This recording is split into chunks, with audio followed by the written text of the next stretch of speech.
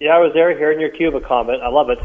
Okay, great. So let's see how we go with this one. We got a big fat idea. Let's kick off with that one. What is it for us?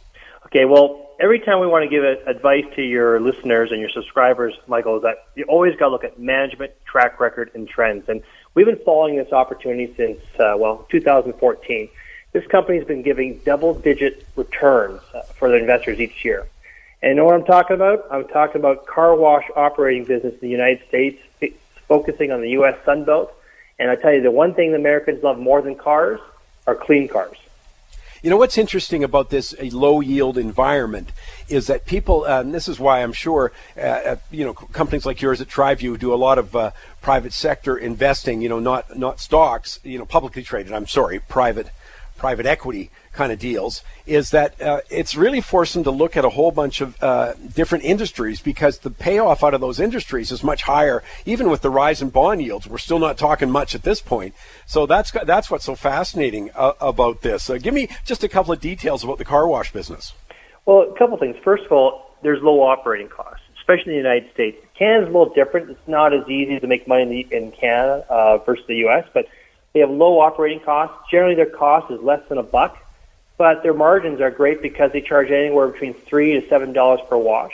Here's the one thing that people don't understand is that it's actually good for the environment. Car washes use 70% less water on washing your car. Now, I can tell you, as a former alderman for the city of Calgary, you're not allowed to wash your car in your driveway because we don't want the soap and salt and grime going into the stormwater. So in one way, it does protect your environment.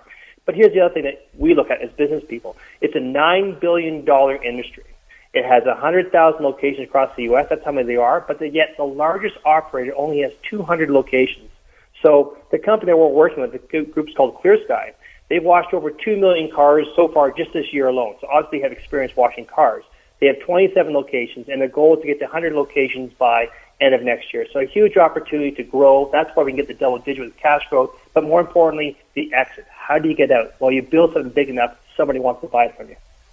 Yeah, both those points are very big, though. Let me come back to one, then I'm going to ask you about the exit side. But on the first one, what kind of rate of return? You're not talking guarantee, but I want to know just kind of what ballpark you'd expect in terms of sort of an annual yield. So from our auditing side, we're looking at the company makes anywhere between 16 to 18% cash per month. And the returns they're giving to the investors is 10%. It's targeted. Obviously, if things go wrong, you may not get 10%. But here's what we did. Here's what we do for our investors. We put a clause in for the guys who actually manage it, the manager of the operation. They get 2% a year. If they don't get our clients at 10% a year, let's say it's 9.9, they don't get their 2% operating admin cost. So they're incentivized to make sure that the client gets their 10%. So it's a quarterly return. It's 2.5% a quarter, and it's 10% a month, a year. Sorry. But, let's go back for a second here. You mentioned the exit. That's a great point, because a lot of times obviously in the stock market, your exit is put a sell order in. In the private equity market, that's a great question to be asking. What's the exit point here? And I'm glad you just brought that to our attention. So in this case, what's the hold? What's the exit? Well, so realistically, on opportunities like this, I always say to people, it's always 3 to 5 years. Okay, private money. Remember, a person who owns a company needs time to put that money to work to get the returns you're looking for. But what's great about the car wash, they're already operating day one. We're not building them. We have them. They're making money right off the bat. The exit is this. It's very much like Loblaws. You've seen all these big, huge companies. If you build up a couple of hundred locations, now I have two things. I have a piece of real estate that now what I do is I lease back the business back. So now I have a cap rate, I have a value on the real estate. But then the company generates money by its EBITDA. So that creates a very attractive opportunity for a pension fund that wants to come in and find a long-term, stable product that provides double-digit returns.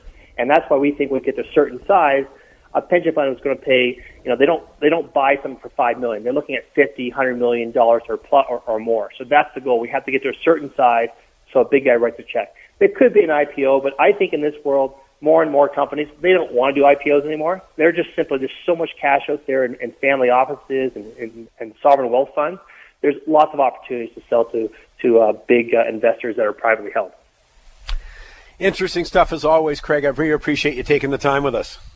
Yeah, and just for your clients, if you want to learn more in more detail, if they go to our website at TriViewCapital.com, they can see the 8 ways, 8% that we're working with Money Talk listeners and subscribers. And again, looking forward to seeing you at the World Outlook Conference there